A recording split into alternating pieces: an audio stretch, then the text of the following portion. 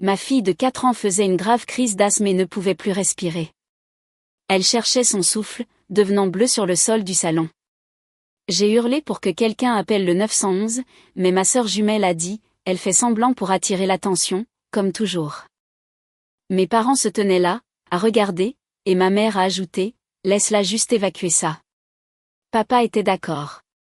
Elle arrêtera quand elle réalisera que personne ne tombe dans le panneau. J'ai essayé d'attraper mon téléphone, mais ma sœur me l'a arraché des mains. Tu n'appelles personne. Ma mère m'a retenu les bras pendant que ma fille cessait de respirer pendant 4 minutes sur ce sol froid. Finalement, un voisin a entendu mes cris et a appelé le 911. Maintenant, les services de protection de l'enfance et les médecins révèlent leurs années de négligence. J'écris ceci depuis la salle d'attente de l'unité de soins intensifs pédiatriques de l'hôpital Saint-Marie à Cleveland, Ohio. Mes mains n'ont pas cessé de trembler depuis dimanche soir. Ma fille de 4 ans, Iris, est maintenant stable, mais les médecins m'ont dit que 2 minutes de plus sans oxygène auraient pu entraîner des lésions cérébrales permanentes ou la mort. Elle est en vie parce qu'un voisin nommé Gerald Whitfield m'a entendu crier à travers une fenêtre ouverte et a composé le numéro des services d'urgence depuis sa cuisine. Je m'appelle Nathalie et j'ai 31 ans. Ce qui s'est passé il y a 2 jours a brisé tout ce que je croyais savoir sur ma famille. La police a déjà recueilli des dépositions. Les services de protection de l'enfance ont ouvert une enquête quelques heures après l'admission d'Iris. Ma sœur jumelle Priscilla, ma mère Lorraine et mon père Arthur font actuellement face à des accusations qui pourraient les envoyer en prison. L'équipe médicale a découvert des preuves d'années de négligence que j'étais trop aveugle, trop désespérée d'obtenir l'approbation de ma famille pour voir clairement. Je dois partager cette histoire parce que j'ai passé toute ma vie à croire que le problème, c'était moi. Je pensais que ma parentalité surprotectrice était le problème. Je les ai crus quand ils disaient que j'étais dramatique, que je cherchais l'attention, que je transformais ma fille en hypocondriaque. Ils m'ont convaincu qu'Iris me manipulait avec de faux symptômes, que ses difficultés respiratoires étaient des performances théâtrales conçues pour me garder près d'elle. Ils avaient tort, dangereusement, criminellement tort. Pour comprendre comment nous nous sommes retrouvés dans ce salon avec ma fille devenant bleue pendant que ma propre mère me maîtrisait, je dois expliquer la dynamique qui a défini toute mon existence. Priscilla et moi sommes nés à 7 minutes d'intervalle, un matin de février 1993.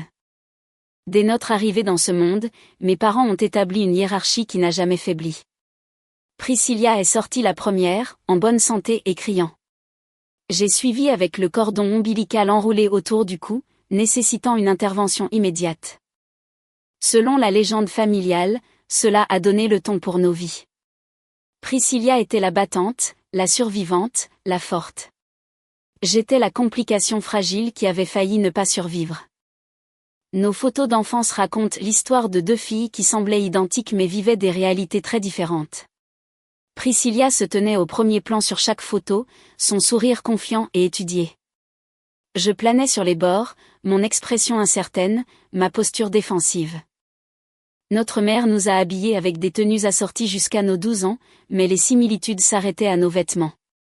Priscilla avait le siège près de la fenêtre dans la voiture, la plus grande chambre, le premier choix pour tout, des costumes d'Halloween au thème des fêtes d'anniversaire. Quand j'avais 9 ans, j'ai développé une pneumonie qui m'a conduite à l'hôpital pendant 6 jours. Mes parents ne sont venus me voir que 2 fois pendant tout ce séjour, expliquant que Priscilla avait une compétition de gymnastique qu'ils ne pouvaient pas manquer. Les infirmières sont devenues ma famille de substitution pendant l'hospitalisation, me donnant en cachette des coupes de pudding supplémentaires et restant après leurs heures de service pour regarder des films sur la petite télévision fixée au mur. Une infirmière nommée Déborah m'a dit quelque chose que je n'ai jamais oublié. Elle a dit que certains parents ont du mal à gérer les enfants malades parce que la maladie leur rappelle leur propre vulnérabilité. À 9 ans, je n'ai pas pleinement saisi sa signification. À 31 ans, en regardant ma fille se battre pour sa vie pendant que mes parents rejetaient sa souffrance comme de la manipulation, je comprends enfin. Ce schéma a continué tout au long de mon adolescence. Chaque maladie authentique que j'ai eue a été requalifiée en comportement visant à attirer l'attention. Une angine devenait un drame. Un poignet cassé suite à un accident de vélo était qualifié de maladresse destinée à détourner l'attention des réussites de Priscilla. Quand, à 16 ans, j'ai vécu ce que je reconnais maintenant comme ma première crise de panique. Ma mère m'a dit d'arrêter de me ridiculiser en public. Mon père a suggéré que j'étais jalouse de la nomination de ma sœur comme reine du bal et que je fabriquais une crise pour rivaliser pour l'attention. Priscilla a appris très tôt que renforcer ses récits lui valait l'approbation parentale. Elle est devenue la voix principale, rejetant mes expériences, levant les yeux au ciel devant mes symptômes, suggérant à nos parents que je simulais probablement n'importe quelle affection que je signalais. Notre dynamique était un poison dès le départ, mais je continuais à tendre la main vers elle, à espérer que cette connexion gémellaire que nous étions censés partager finirait par se manifester. J'ai rencontré mon mari, Derek, pendant notre 3e année à l'Université d'État de l'Ohio. Il a été la première personne à me dire que mes sentiments étaient légitimes, que mes expériences comptaient, que je n'étais pas intrinsèquement brisée ou dramatique. Nous nous sommes mariés quand j'avais 24 ans et Iris est arrivée 3 ans plus tard. Le travail de Derek en tant qu'ingénieur pétrolier l'obligeait à voyager beaucoup, parfois pendant des semaines. Ces absences me rendaient vulnérable à l'influence de ma famille d'une manière que je n'ai reconnue que lorsqu'il était presque trop tard. Iris est née avec ce que les médecins ont appelé un syndrome de réactivité des voies aériennes, un précurseur de l'asthme qui la rendait susceptible à de graves détresses respiratoires. À son 2e anniversaire, on lui avait diagnostiqué un asthme persistant modéré, nécessitant un traitement préventif quotidien et des inhalateurs de secours pour les épisodes aigus. Je suis devenue hypervigilante concernant ces déclencheurs, apprenant que l'air froid, les infections respiratoires, les parfums forts et l'effort physique pouvaient tous précipiter des crises. La réponse de ma famille au diagnostic d'Iris a tout révélé sur la façon dont ils percevaient mes propres maladies d'enfance. Lorraine a déclaré que l'asthme était largement surdiagnostiqué et que les médecins essayaient juste de vendre des médicaments. Arthur a suggéré que les enfants élevés avec trop de dorlotement développaient des maladies fantômes pour maintenir l'attention parentale. Priscilla, qui venait de donner naissance à sa propre fille, Kennedy, a insinué que les bonnes mères n'élevaient pas d'enfants malades, que les problèmes respiratoires d'Iris reflétaient mon style parental anxieux. J'aurais dû couper les ponts à ce moment-là. J'aurais dû reconnaître que des gens qui rejetaient la condition médicale d'une fillette comme un drame fabriqué n'étaient pas des personnes sûres. Au lieu de cela, j'ai continué à essayer de leur prouver la légitimité d'Iris, en leur montrant ses médicaments sur ordonnance, en expliquant le plan de traitement de son pneumologue, en montrant comment utiliser son nébuliseur lors des réunions de famille. Chaque preuve que je présentais était déformée pour confirmer leur récit. Les médicaments sont devenus la preuve que je surmédicamentais un enfant en bonne santé. Le pneumologue était un charlatan, capitalisant sur mon anxiété.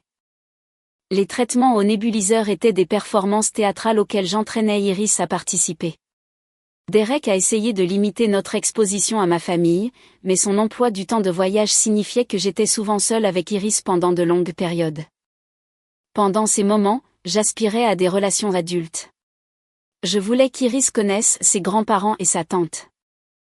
Je continuais à croire que s'il passait assez de temps avec elle, il verrait ce que je voyais, une petite fille résiliente luttant contre une véritable condition médicale avec plus de courage que la plupart des adultes ne pourraient en rassembler. Il y a 2 semaines, Derek est parti pour une mission de 3 semaines au Texas. Le lendemain de son départ, Iris a attrapé un rhume d'un camarade de jeu à sa maternelle. En 48 heures, l'infection virale avait déclenché une inflammation respiratoire qui rendait sa respiration de base plus laborieuse. J'ai augmenté ses médicaments préventifs comme son pneumologue me l'avait indiqué et je l'ai gardée à la maison pour qu'elle se repose. Ma mère a appelé jeudi pour nous inviter à dîner dimanche chez eux à Lakewood Heights. J'ai expliqué qu'Iris se remettait d'un rhume et que son asthme s'était réveillé.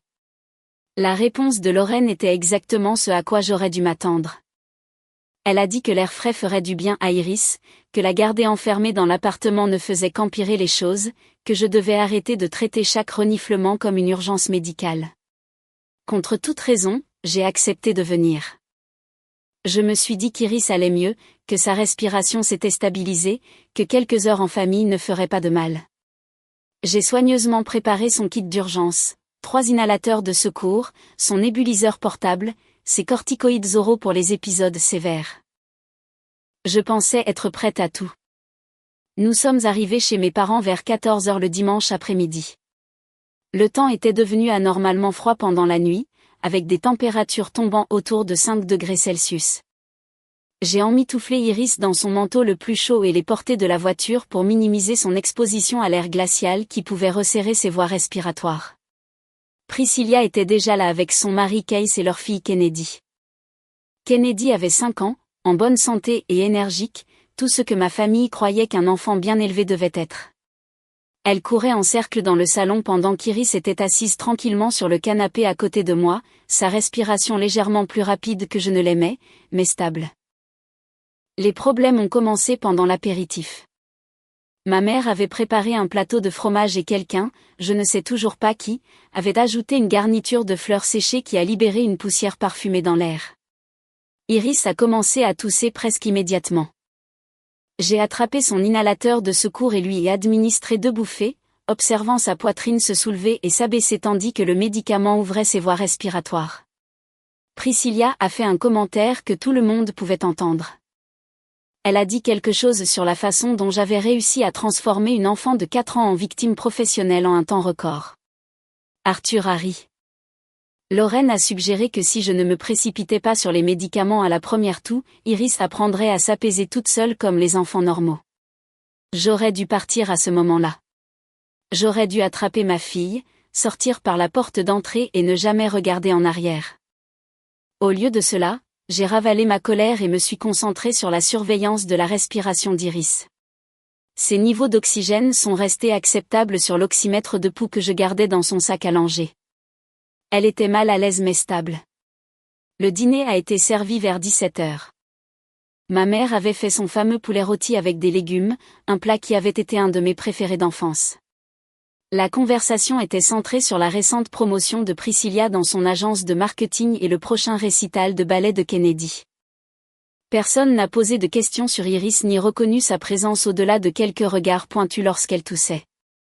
Après le dîner, les enfants ont été envoyés dans le salon pour jouer pendant que les adultes restaient à table pour le dessert. Je me suis positionnée de manière à pouvoir voir Iris à travers l'embrasure de la porte, la regardant s'asseoir sur le tapis avec les peluches de Kennedy pendant que sa cousine effectuait des mouvements de danse à proximité. Sa respiration était encore légèrement élevée, mais elle souriait, engagée, s'amusant malgré son malaise. Tout a basculé vers 19h. Kennedy voulait jouer à chat, et Iris, désespérée de participer et d'être acceptée, a essayé de courir après elle. L'effort physique est l'un des déclencheurs les plus importants d'Iris. Moins de 60 secondes après avoir couru, elle s'est arrêtée brusquement, la main pressée contre sa poitrine, sa bouche s'ouvrant et se fermant alors qu'elle luttait pour aspirer de l'air dans ses poumons contractés. J'étais déjà en mouvement quand elle s'est effondrée sur le parquet. Ses lèvres prenaient une teinte bleutée. Sa poitrine se soulevait avec l'effort de respirer à travers des voies respiratoires qui s'étaient presque complètement refermées. Le sifflement qui s'échappait de sa gorge était le son qui hante les cauchemars de tous les parents d'asthmatiques. Un sifflement aigu et désespéré qui indiquait un bronchospasme sévère. Je suis tombée à genoux à côté d'elle et j'ai sorti l'inhalateur de secours de ma poche. J'ai administré 2 bouffées directement dans sa bouche, comptant les secondes, attendant que le médicament agisse. Rien ne s'est passé. Sa couleur a continué de se détériorer. Le bleu s'est étendu de ses lèvres à la zone autour de sa bouche. J'ai hurlé pour que quelqu'un appelle le 911. Ma voix ne ressemblait pas à la mienne. Elle était rauque, terrifiée et totalement primaire. Priscilla est apparue la première dans l'embrasure de la porte. Elle a regardé Iris par terre, m'a regardé administrer une autre dose de médicaments de secours, et a prononcé les mots qui résonneront dans mes oreilles pour le reste de ma vie. Elle m'a dit qu'Iris faisait semblant pour attirer l'attention, comme toujours. Je ne pouvais pas traiter ce que j'entendais. Ma fille devenait bleue sur le sol, sa poitrine bougeant à peine, et ma sœur jumelle appelait ça une performance. J'ai crié à nouveau, cette fois spécifiquement à Priscilla, la suppliant d'appeler le 911, expliquant qu'Iris ne pouvait pas respirer, qu'elle était en train de mourir juste devant nous. Mes parents sont entrés dans le salon ensemble. Ma mère a observé la scène avec la même expression dédaigneuse qu'elle avait portée tout au long de mon enfance chaque fois que j'avais été malade. Elle m'a dit de laisser Iris évacuer ça, qu'elle irait bien quand elle cesserait d'obtenir la réaction qu'elle voulait. Arthur a hoché la tête en signe d'accord. Il a dit qu'Iris arrêterait quand elle réaliserait que personne ne tombait dans son jeu. J'ai cherché mon téléphone, que j'avais laissé sur la table basse après avoir vérifié mes messages plus tôt. Priscilla a été plus rapide. Elle l'a arraché et l'a tenu derrière son dos, me disant que je n'appellerais personne, que je devais cesser d'encourager le comportement d'Iris. Je me suis jetée sur Priscilla, désespérée de récupérer mon téléphone, désespérée d'obtenir de l'aide pour ma fille, qui avait maintenant cessé de faire le moindre bruit. Le silence était pire que le sifflement. Le silence signifiait qu'aucun air ne circulait. Le silence signifiait un arrêt respiratoire. Ma mère m'a attrapée par derrière. Ses bras se sont enroulés autour de mes épaules et m'ont tiré en arrière, loin de Priscilla, loin de mon téléphone, loin de ma fille, qui gisait immobile sur le sol froid. La voix de Lorraine était calme alors qu'elle me disait que je devais me ressaisir, que c'était moi qui empirais les choses, qu'Iris recommencerait à respirer normalement une fois que j'arrêterais de faire une scène. Je me suis débattue contre son emprise avec une force que je ne me connaissais pas. J'ai crié jusqu'à ce que ma gorge me semble saigner. Je les ai suppliés de comprendre que c'était réel, qu'Iris était en train de mourir, qu'ils allaient la laisser mourir parce qu'ils refusaient de croire qu'elle pouvait réellement être malade. Arthur se tenait entre moi et ma fille, les bras croisés, son expression impassible. Il m'a dit que c'était exactement le genre de réaction excessive qui avait appris à Iris à utiliser de fausses maladies pour manipuler. Il a dit que je devrais avoir honte de moi pour avoir appris à une enfant de 4 ans à halter pour obtenir de la sympathie. 4 minutes. C'est le temps qu'Iris a passé sans oxygène adéquat. 240 secondes pendant lesquelles son cerveau a été privé d'oxygène tandis que sa grand-mère retenait sa mère et que son grand-père montait la garde. La RCP de Gérald a aidé à rétablir la circulation jusqu'à l'arrivée des ambulanciers et les médecins pensent que son intervention a empêché les pires issues. Gérald Whitfield travaillait dans son jardin quand il a entendu mes cris à travers la fenêtre que ma mère avait entr'ouverte plus tôt cet après-midi-là. Il s'est précipité à l'intérieur pour appeler le 911, puis a traversé la rue pour frapper à la porte d'entrée de mes parents. Comme personne ne répondait, il a brisé le panneau de verre à côté de l'entrée et est entré de force. Gérald a 73 ans et une formation militaire de son service au Vietnam. Il a évalué la situation en quelques secondes. Il a arraché ma mère de moi, a bousculé mon père et a commencé la RCP sur Iris pendant que je m'effondrais à côté d'eux, sanglotant trop fort pour aider. Les ambulanciers sont arrivés dans les 6 minutes suivant l'appel de Gérald. À ce moment-là, il avait réussi à relancer la respiration d'Iris grâce à des compressions thoraciques et des insufflations. Sa couleur s'améliorait quand ils l'ont chargée sur la civière, bien qu'elle soit restée inconsciente pendant le trajet en ambulance jusqu'à Saint-Maries. J'étais avec elle, serrant sa petite main pendant que les secouristes s'efforçaient de stabiliser ses niveaux d'oxygène. Par la fenêtre arrière de l'ambulance, j'ai vu Gérald parler aux policiers qui étaient arrivés derrière les véhicules d'urgence.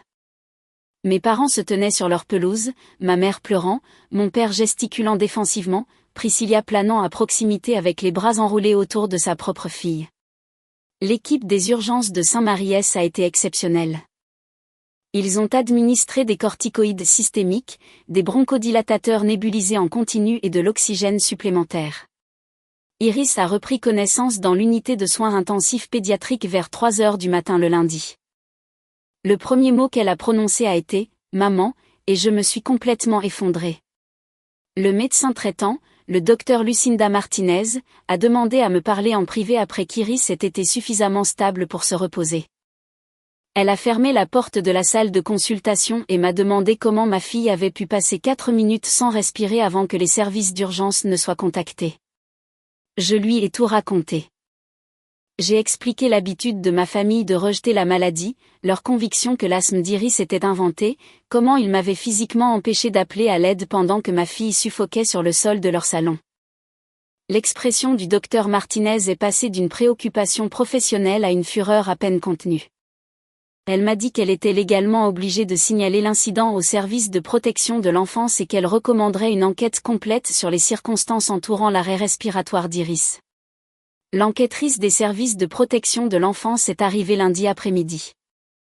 Elle s'appelait Patricia Holloway, une femme d'une 50aine d'années avec des yeux bienveillants et une manière douce qui m'ont fait me sentir assez en sécurité pour raconter mon histoire à nouveau.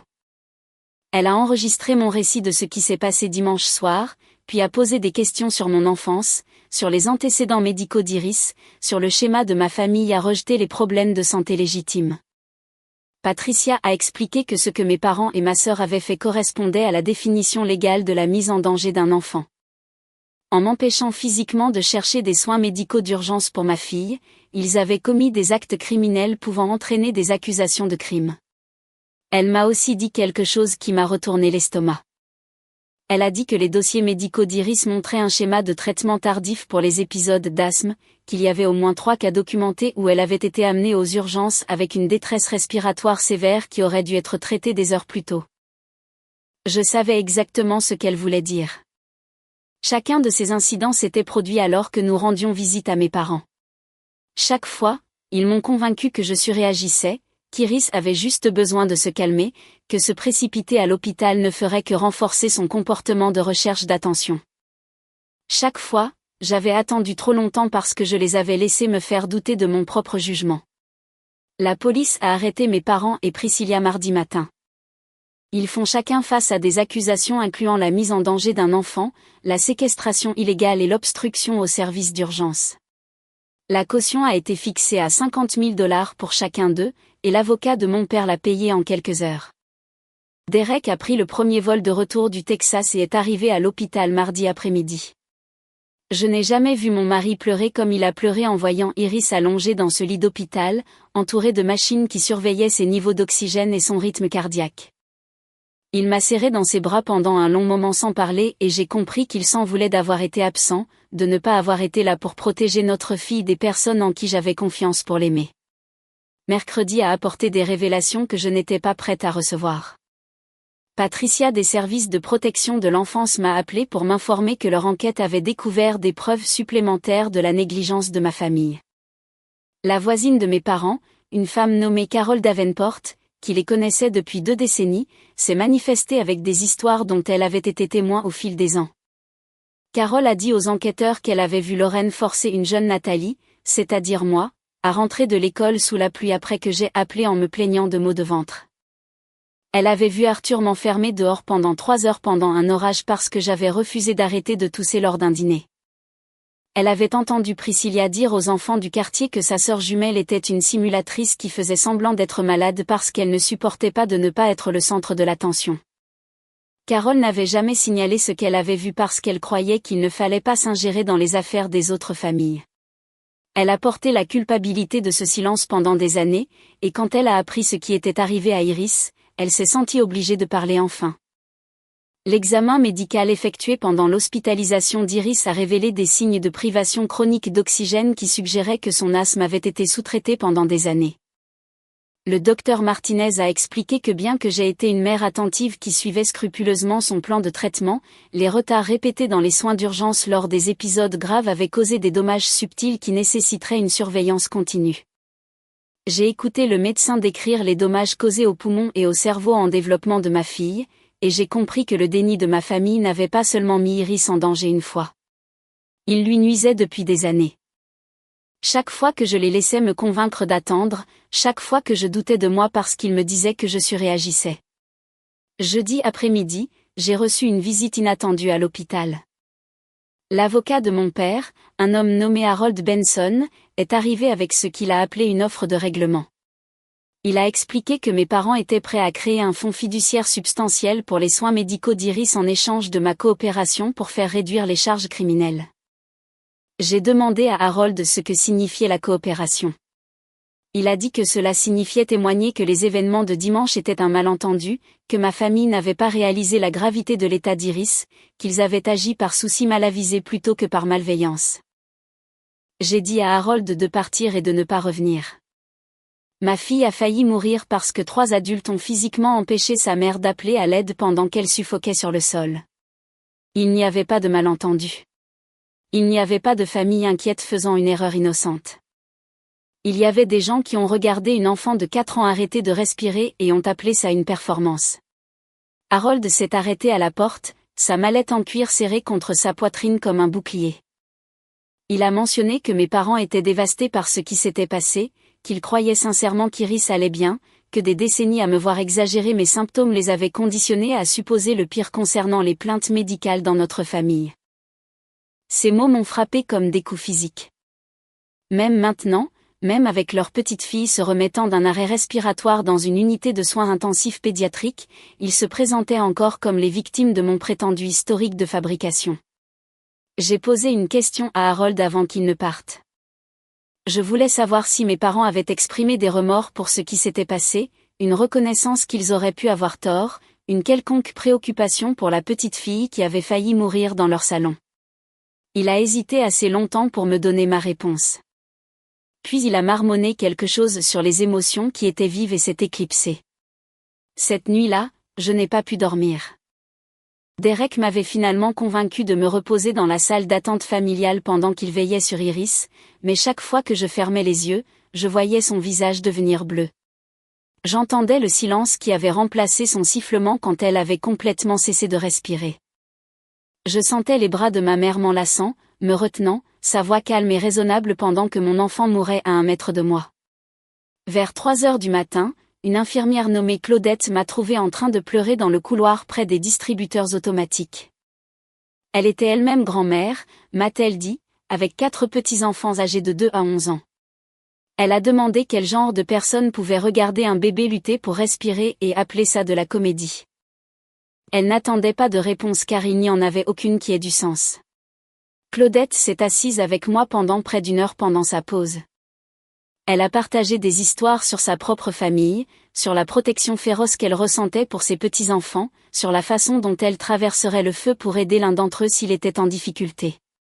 Ces paroles ont mis en lumière tout ce qui manquait à ma famille. Ils avaient vu Iris en détresse d'innombrables fois lors de nos visites, l'avaient vu utiliser son inhalateur, avaient été témoins de la peur dans ses yeux lorsque sa poitrine se resserrait. Rien de tout cela n'a pénétré leur conviction qu'elle jouait la comédie. L'assistante sociale de l'hôpital, une femme nommée Denise Carpenter, est passée mercredi matin avec des ressources pour les familles confrontées à un traumatisme médical. Elle a expliqué que ce qu'Iris avait vécu nécessiterait probablement une intervention thérapeutique spécialisée, que les enfants qui frôlent la mort pour des causes évitables développent souvent des troubles anxieux et des symptômes post-traumatiques. Denise a également mentionné qu'elle avait examiné le rapport des services de protection de l'enfance et voulait que je sache que l'agence traitait ce cas avec le plus grand sérieux. Elle m'a demandé si j'avais un endroit sur où emmener Iris après sa sortie, loin des membres de la famille faisant face à des accusations. Je lui ai parlé des parents de Derek à Pittsburgh, de leur offre d'aide, de nos projets de déménagement. Denise a hoché la tête avec approbation et a pris des notes dans son dossier. Elle a dit que la distance géographique avec les agresseurs était souvent essentielle pour la guérison, que les enfants guérissaient plus vite lorsqu'ils n'étaient pas constamment exposés à des rappels de leur traumatisme. Gerald Whitfield a visité l'hôpital 2 fois depuis dimanche. Il a apporté des fleurs pour Iris, un ours en peluche portant une petite blouse d'hôpital, et une carte signée par la moitié des voisins de la rue de mes parents. Il m'a dit que ce qui s'était passé dans ce salon était la pire chose qu'il ait vue depuis le Vietnam, et qu'il avait témoigné à la police exactement ce qu'il avait vu en forçant cette porte. Le témoignage de Gerald est crucial car il a été témoin de ma mère me retenant physiquement pendant qu'Iris gisait sans réaction. Il a entendu ce que disait ma famille. Il a vu mon père monter la garde pour m'empêcher d'atteindre mon enfant. Son récit corrobore tout ce que j'ai rapporté et élimine toute possibilité pour ma famille de prétendre que la situation était différente de ce que j'ai décrit. Les informations locales ont repris l'histoire vendredi. Je ne sais pas qui les a contactés, mais une journaliste nommée Vanessa Caldwell a appelé mon téléphone portable pour me demander des commentaires. J'ai refusé de parler officiellement, mais j'ai appris de son appel que mes parents avaient publié une déclaration par l'intermédiaire de leur avocat, affirmant que l'incident avait été monté en épingle par une fille ayant l'habitude d'exagérer les urgences médicales. Leur déni n'aurait pas dû me surprendre. Ils ont nié ma réalité toute ma vie. Mais le voir imprimé, lire leurs affirmations selon lesquelles j'avais l'habitude d'exagérer, c'était comme subir un gaslighting public. La réaction de notre communauté a été bouleversante. Des amis à qui je n'avais pas parlé depuis des années m'ont contacté pour m'apporter leur soutien. Les parents de la maternelle d'Iris ont organisé des livraisons de repas et ont offert de l'aide pour la garde d'enfants une fois qu'elle sera sortie. Ma collègue Bridget a lancé une campagne de financement participatif pour couvrir nos frais médicaux sans même me le demander, et elle a récolté 15 000 $ dans les premières 24 heures. Les parents de Derek sont venus de Pittsburgh pour aider dès qu'ils ont appris ce qui s'était passé. Ma belle-mère, Constance, a été un roc pendant ces jours impossibles.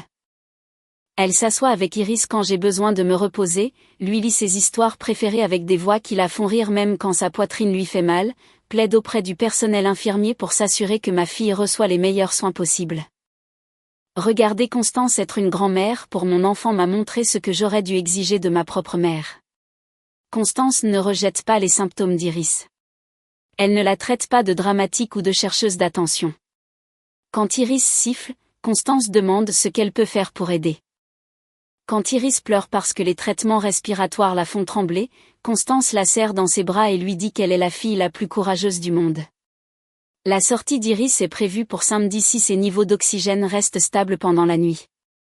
L'équipe de pneumologie a développé un plan de traitement renforcé qui inclut des médicaments préventifs plus agressifs et des directives plus claires sur le moment de chercher des soins d'urgence. Le docteur Martinez nous a mis en contact avec un pneumologue pédiatrique spécialisé dans les cas d'asthme sévère qui suivra Iris de près à l'avenir. Les procédures judiciaires prendront des mois à se résoudre. Le bureau du procureur de district a assigné une procureure nommée Janet Thornton, spécialisée dans les affaires de mise en danger d'enfants. Elle m'a appelé hier pour discuter des accusations et a expliqué qu'elle avait l'intention de requérir les peines maximales prévues par la loi de l'Ohio. Janet m'a dit que des cas comme celui-ci, où des membres de la famille empêchent activement les soins médicaux d'urgence, sont poursuivis agressivement car ils représentent une trahison fondamentale du devoir de protéger les enfants. Elle a dit que mes parents et ma sœur avaient eu toutes les occasions de se retirer et de me laisser aider ma fille, et qu'au lieu de cela, ils avaient choisi de me retenir physiquement pendant qu'une enfant de 4 ans suffoquait. Je consulte une thérapeute spécialisée dans les traumatismes, le Dr Ruth Patton, depuis mercredi. Elle m'aide à traiter non seulement ce qui s'est passé dimanche, mais aussi toute une vie de gaslighting médical qui l'a précédé. Elle a expliqué que grandir avec des parents qui niaient mes maladies m'avait appris à douter de mes propres perceptions, et que ce doute m'avait rendu vulnérable à leur influence, même en tant qu'adulte avec mon propre enfant. Le docteur Patton m'a demandé de décrire mon plus ancien souvenir d'avoir été malade et d'avoir vu mon expérience rejetée. Je lui ai parlé de mes 7 ans, avec une otite si grave que mon tympan a fini par se perforer. Ma mère a insisté sur le fait que je simulais la douleur pour éviter un test d'orthographe. Au moment où elle m'a finalement emmené chez un médecin, l'infection s'était propagée et a nécessité 4 antibiotiques. La thérapeute a hoché la tête comme si elle avait entendu des histoires similaires de nombreuses fois. Elle m'a dit que les enfants à qui l'on apprend à se méfier de leur propre corps deviennent souvent des adultes qui ont du mal à se défendre et à défendre leurs enfants. Elle a dit que ma relation continue avec ma famille, malgré leur traitement d'Iris, reflétait un conditionnement profond qui prendrait du temps et du travail à surmonter. J'ai passé les 2 dernières nuits à l'hôpital à lire des journaux que je tenais adolescente. J'ai trouvé entrée après entrée documentant des maladies qui étaient rejetées, des blessures qui étaient minimisées, des symptômes qui étaient attribués à la recherche d'attention. À 14 ans, j'ai écrit que je souhaitais parfois tomber assez malade pour avoir besoin d'être hospitalisée juste pour que quelqu'un soit obligé de me croire. En lisant ces mots en tant qu'adulte, en tant que mère qui a failli perdre sa fille à cause du même déni qui a façonné mon enfance, je comprends à quel point j'étais proche d'accepter leur récit sur Iris. Si Derek n'avait pas constamment validé mes inquiétudes, si ces médecins n'avaient pas été si clairs sur la gravité de son asthme, j'aurais peut-être fini par cesser de chercher des soins d'urgence quand elle en avait besoin. J'aurais peut-être appris à la voir chercher son souffle et à lui dire de se calmer, d'arrêter d'être dramatique, de respirer normalement parce que rien n'allait vraiment mal. Cette pensée me rend physiquement malade. Priscilla m'a envoyé un SMS jeudi soir. Elle a dit que je détruisais notre famille à cause d'un malentendu, qu'Iris allait clairement bien puisqu'elle était sortie de l'hôpital, et que maintenant j'utilisais cet incident pour attirer l'attention, tout comme je simulais des maladies quand j'étais enfant. Son message a prouvé qu'elle n'a rien appris en voyant sa nièce devenir bleue sur le sol. Elle croit toujours au récit que nos parents ont construit. Elle me voit toujours comme la sœur dramatique qui fabriquait des crises pour attirer l'attention. Elle a 31 ans et elle mourra probablement en croyant que sa jumelle était une menteuse qui a entraîné sa fille à simuler des urgences médicales. J'ai bloqué son numéro après avoir lu le message. J'ai aussi bloqué les numéros de mes parents. J'ai demandé à la sécurité de l'hôpital de leur refuser l'accès à la chambre d'Iris. Quelle que soit mon obligation légale de participer à leur poursuite, je la remplirai. Au-delà de ça, j'ai fini d'essayer de leur faire me voir, de voir ma fille comme digne de soins et de protection de base.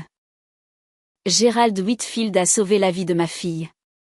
Je le lui ai répété à plusieurs reprises, et chaque fois il détourne le compliment, disant qu'il a juste fait ce que n'importe qui aurait fait. Mais je sais que ce n'est pas vrai. Les 4 personnes dans ce salon qui auraient dû aider Iris l'ont regardé arrêter de respirer et ont appelé ça du théâtre. Gerald a forcé une porte et a pratiqué la RCP sur une inconnue de 4 ans parce qu'il a entendu sa mère crier à l'aide. La différence entre ma famille et un voisin de 73 ans sans lien biologique avec mon enfant est la différence entre la cruauté et l'humanité.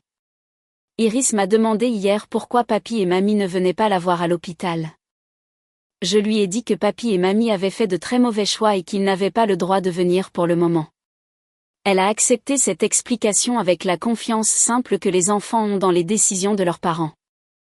Elle m'a aussi dit que Kennedy avait été méchante avec elle au dîner, que sa cousine lui avait dit qu'Iris était un bébé qui avait besoin d'utiliser un puffer, parce qu'elle ne pouvait pas respirer correctement.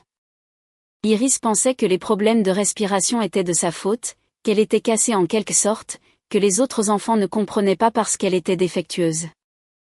J'ai serré ma fille dans mes bras et je lui ai dit que ses poumons fonctionnaient différemment de ceux de certains autres enfants, mais que cela ne la rendait ni cassée ni mauvaise. Je lui ai dit que les adultes qui étaient censés l'aider avaient fait de terribles erreurs, mais que rien de ce qui s'était passé n'était de sa faute. Je lui ai dit qu'elle était courageuse, forte et parfaite exactement comme elle est. Le chemin à parcourir est long. Iris aura besoin de soins médicaux continus, de thérapie pour traiter le traumatisme, et d'une protection contre les membres de la famille qui représentent un danger pour son bien-être. Derek et moi avons déjà consulté un avocat pour obtenir des ordonnances d'éloignement contre mes parents et ma sœur une fois l'affaire pénale terminée. Nous avons également commencé à discuter d'un déménagement à Pittsburgh, où la famille de Derek pourra fournir le soutien des grands-parents qu'Iris mérite. Constance et mon beau-père, Howard, ont déjà offert de l'aide pour la garde d'enfants et les rendez-vous médicaux. Ils ont clairement indiqué qu'ils considèrent Iris comme leur petite fille à tous égards et qu'ils seraient honorés d'être plus présents dans sa vie. Le déménagement signifierait quitter la communauté qui s'est ralliée à nous, mais cela signifierait aussi mettre une distance physique entre Iris et les personnes qui l'ont presque laissé mourir. Cette distance semble essentielle pour la guérison. Je publie cette histoire parce que j'ai besoin que le monde comprenne ce que le gaslighting médical peut faire aux familles. Mes parents ont passé 31 ans à m'apprendre à douter de mon propre corps, de mes propres perceptions, de ma propre réalité. Quand j'ai eu un enfant avec une véritable condition médicale, ils ont appliqué le même schéma, et cela a failli la tuer. Si vous avez des membres de votre famille qui rejettent vos problèmes de santé ou ceux de vos enfants, veuillez prendre ceci comme un avertissement. Leur déni n'est pas une simple bizarrerie inoffensive. Il est dangereux, potentiellement mortel, et il ne s'améliorera pas avec le temps ou l'épreuve. La seule protection est la distance. Aux parents qui lisent ceci et à qui l'on a dit qu'ils étaient surprotecteurs, trop dramatiques ou qu'ils surréagissaient aux besoins médicaux de leurs enfants, faites confiance à votre instinct. Vous connaissez votre enfant mieux que quiconque. Si quelque chose vous semble anormal, demandez de l'aide. Ne laissez personne, ni parents, ni frères et sœurs, ni amis, vous convaincre de retarder les soins parce qu'ils pensent que vous exagérez. Iris est en vie parce qu'un étranger a entendu mes cris. Elle a failli mourir parce que sa grand-mère m'a retenu pendant qu'elle suffoquait. Je porterai le poids de ces 4 minutes pour le reste de ma vie. Mais je le porterai en avant, loin des personnes qui l'ont causé, vers les personnes qui ont prouvé que la protection et l'amour peuvent venir d'endroits inattendus. À Gerald Whitfield, merci d'avoir sauvé ma fille. Merci d'avoir forcé cette porte. Merci d'avoir été la personne que ma famille aurait dû être. À mes parents et à ma sœur, j'espère que le système judiciaire vous infligera les conséquences appropriées pour ce que vous avez fait. Mais plus que ça, j'espère qu'un jour vous comprendrez qu'une fillette de 4 ans gisait mourante sur votre sol pendant que vous la traitiez de menteuse. J'espère que cette connaissance vous entra comme ces 4 minutes me entreront. À Iris, je suis désolée de ne pas t'avoir sorti de là plus tôt. Je suis désolée d'avoir continué à essayer de les faire te voir. Je suis désolée que mon besoin d'acceptation familiale t'ait mise en danger. Je promets de passer le reste de ma vie à te protéger de quiconque refuse de voir ta valeur. En commençant par les personnes qui partagent notre sang. Nous rentrons à la maison samedi. Nous recommençons à zéro. Nous construisons une famille définie par l'amour et la protection plutôt que par le déni et la cruauté. Mise à jour pour tous ceux qui posent la question. Iris est sortie de l'hôpital samedi après-midi et se remet magnifiquement à la maison. Ses niveaux d'oxygène sont restés stables et elle réagit bien au régime médicamenteux renforcé. Derek a pris un congé familial pour être à la maison à plein temps jusqu'à ce qu'elle soit complètement rétablie. L'audience préliminaire pour mes parents et Priscilla est prévue pour le mois prochain. Janet Thornton a indiqué qu'elle poursuivait des accusations criminelles contre 3, avec des peines potentielles allant de 2 à 8 ans selon les résultats. Gérald est devenu une sorte de héros local. L'association de quartier organise un événement pour honorer ses actions, et le bureau du maire l'a contacté pour reconnaître son intervention salvatrice. Nous avons entamé le processus de déménagement à Pittsburgh. L'entreprise de Derek a approuvé sa demande de mutation, et nous avons trouvé une jolie maison près de ses parents qui permettra à Constance et Howard de s'impliquer dans les soins quotidiens d'Iris. La campagne de financement participatif a dépassé les 40 000 $. Nous utilisons les fonds pour les frais médicaux d'Iris et ferons don du reste au programme de recherche sur l'asthme pédiatrique de l'Association pulmonaire américaine. J'ai reçu des centaines de messages de personnes partageant leurs propres expériences de gaslighting médical. Lire vos histoires m'a aidé à me sentir moins seule et plus déterminée à défendre les familles confrontées à des situations similaires. Plusieurs d'entre vous m'ont demandé si j'envisagerais de parler publiquement de ce qui s'est passé pour sensibiliser au déni médical et à ses dangers. J'y réfléchis. À tous ceux qui nous ont soutenus à travers ce cauchemar, merci. Votre gentillesse a restauré ma foi en l'humanité après avoir vu ma propre famille échouer au test le plus élémentaire de l'amour et de la protection. Nous allons nous en sortir. Iris va s'en sortir.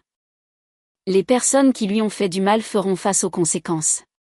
C'est plus de justice que de nombreuses familles dans des situations similaires n'en reçoivent jamais. Et je suis reconnaissante chaque jour que Gerald Whitfield taillait et quand ma fille a arrêté de respirer.